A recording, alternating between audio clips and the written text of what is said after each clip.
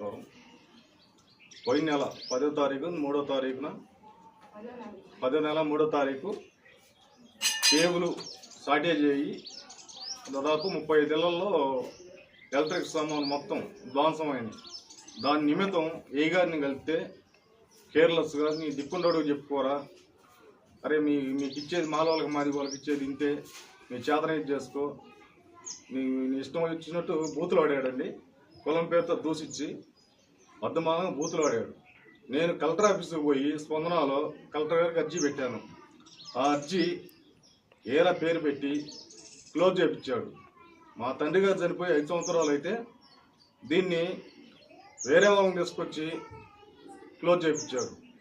దాని నిమిత్తం మళ్ళీ వెళ్ళి కలిపితే నీ దిక్కుందా చేసుకోరని చెప్పి బెదిరిస్తున్నాడు.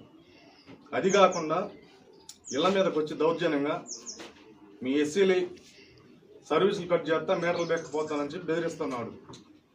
జనాన్ని ఆన్లైన్లో పంపించి బెదిరింపులు పెడుతున్నాడు.